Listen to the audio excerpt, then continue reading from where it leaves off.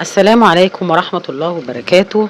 إن شاء الله النهاردة هنعمل مع بعض الفراخ المقرمشة بطريقة سهلة وبسيطة والنتيجة حلوة جدا.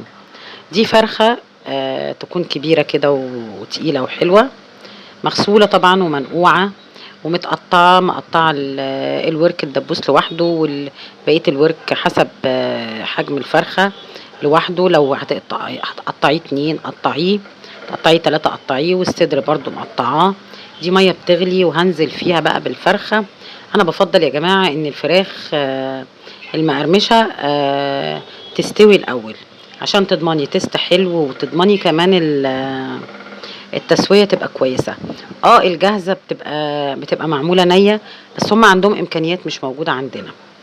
هنحط بقى البوكيه جارنيه ده بصلاية، طماطماية، قرن فلفل، وحبهان، ورق لورا، وروزماري.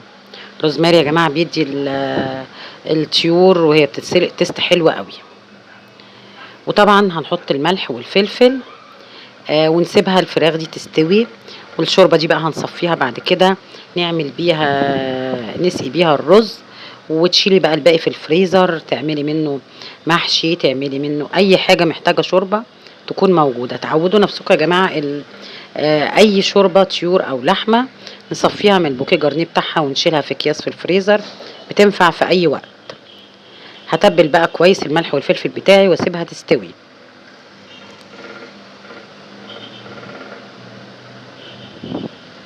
استوت اهي، وصفيت الشوربه وسبتها هي بردت. هعمل بقى كفرين. الكفر الاولاني اللي هو الخارجي، دول كوبايتين دقيق وكوبايه نشا ونص كوبايه بقسماط. هحط عليهم ايه بقى؟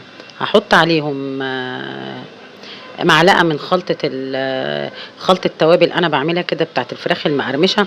انا عملتها في فيديو قبل كده الفراخ المقرمشه، هتلاقوها. ممكن احط لكم اللينك في صندوق الوصف، وفي نفس الوقت هكتب لكم كمان المقادير. واحط طبعا الملح بتاعي وابهر الكفر ده كويس جدا جدا. وبعدين انزل بمعلقه صغيره بيكنج باودر. يبقى التوابل دي يا جماعه هحطها لكم في صندوق الوصف، هتحطوها كلها على بعض وتحطوها في برطمان زي ما انا محطاها كده، وتشتغلي بقى منها لطيفه جدا وبتدي تست حلوه قوي للفراخ.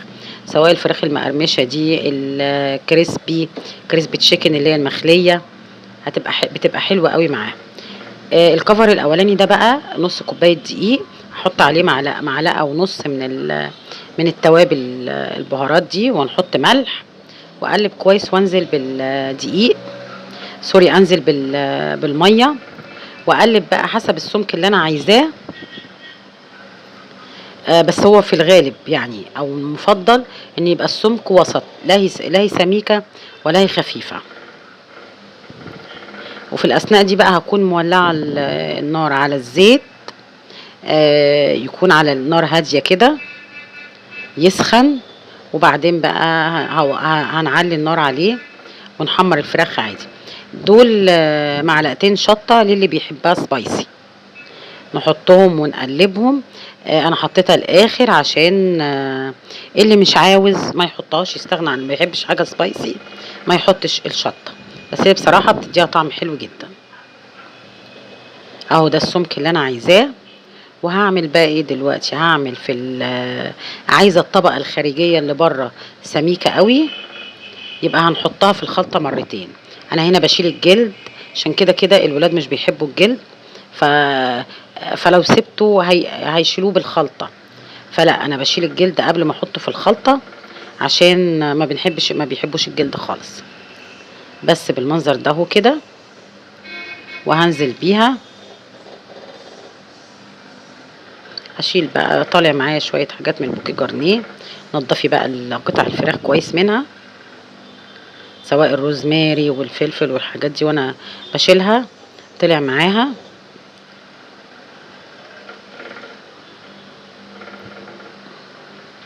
وهننزلها بقى في الخلطة كده ونسيبها متبلة فيها في حدود ايه، في حدود ساعة.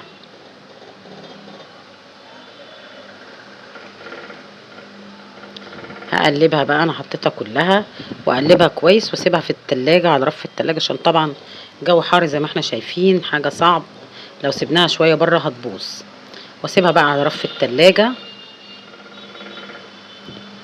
واسيبها على رف التلاجة بقى لحد ما ابدا اعمل المرحله التانية. على ما هي تتبل اعمل بقى شويه رز، دول شويه سمنه،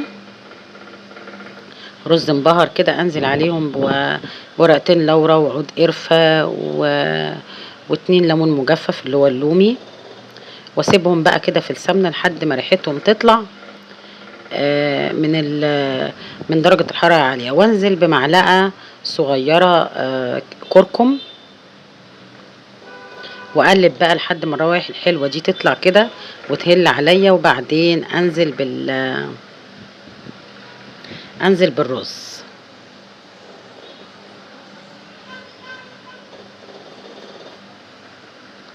اقلب بقى كويس، نزلت بالرز واقلب فيه كويس لحد ما يسخن الرز، وانزل بالملح بتاعي اتبل كويس، وبعدين انزل بقى بالمرقه، الشوربه بقى اللي انا سلقه فيها الفراخ الحلوه دي، انزل على الرز واغطيه واسيبه بقى لحد ما يتشرب، اسيبه لحد ما يتشرب خالص، وبعدين ابدا اوطي عليه واحط الشياطه تحتيه. اهو بقى هنعمل الكفر التاني او الكفر الخارجي. هحط بقى، اشيل من هنا واحط هنا. لو انت عايزاها طبقه واحده، لو عايزاها الطبقه اللي بره مش سميكه هي مره واحده، لو عايزاها الطبقه سميكه يبقى بعد ما تحطي في الدقيق ده تحطي مره تانية في الخلطه السايله دي، وتقومي حطاها في الدقيق تاني. انا عملت كده وعملت كده، وهتشوفوا اللي معموله طبقه واحده شكلها ايه، واللي معموله طبقتين شكلها ايه. دي اللي معموله طبقه واحده اهي بالشكل ده.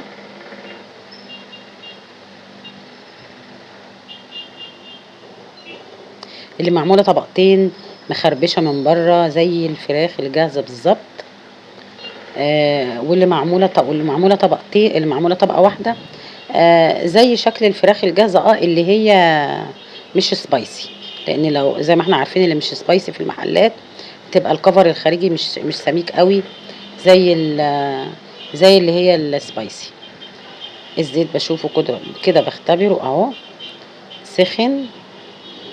سخن مغليش، وانزل بقى ببقيه الفراخ واسيبها ما اقلبش فيها الا لما الجزء اللي تحت يستوي ابدا اقلب.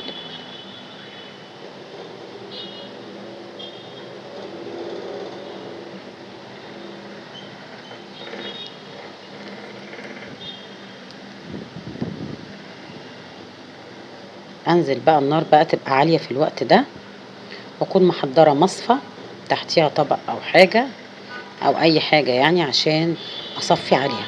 ما تصفيش على مناديل مطبخ لانها تطريها. اقلب بقى واشوف، بصوا اهو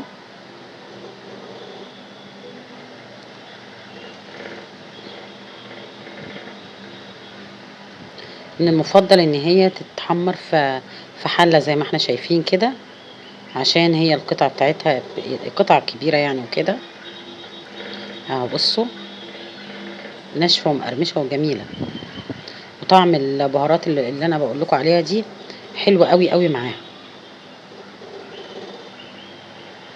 اهو. ده شكلها النهائي. الكام القطع اللي فوق الوش دي حطاهم مرتين، واللي تحته حطاه مره. عامل رز اهو طلع شويه، وده السيرفيس ده فيه مايونيز على كاتشب، وحمرت بطاطس وكانت جميله جدا. اللي فوق الوش زي ما بقول لكم دول حطيتهم مرتين في الخلطه، اللي تحت حطاهم مره واحده. في المجمل الاتنين سواء اللي حطاهم مره او اللي حطاهم مرتين، الخلطه الخارجيه دي تحفه، طعمها حلو جدا جدا ومظبوطه قوي قوي، وفي نفس الوقت طلعت مستويه زي ما قلت لكم، عشان مرحله السلق الاولانيه مش شاربه زيت خالص خالص، ناشفه وحلوه جدا. ويعني هتعملي الفرخه دي مش هتتكلف، لو رحتي جبتي الكام قطعه دول من بره، شوفي هتدفعي فيهم قد ايه، مش هتدفعي فيهم اقل من 500 600 جنيه. انما لو عملتيهم في البيت، بصي شكلها اللي هي دي طبقتين مخربشه وناشفه ازاي، جميله جدا، اوفر مليون مره وانضف مليون مره من بره. هروح اجيب الحاجات دي ب 500 600 جنيه. طب ما انا هعملها الفرخه مش هتكمل 200 جنيه. يعني قولي 150 الفرخه وبقيه الحاجات اكله مش هتكمل 200 جنيه. جربوا الفراخ المقرمشه بطريقتي. ولو عجبتكم الحلقه ما تنسونيش في اللايك والشير والسبسكرايب.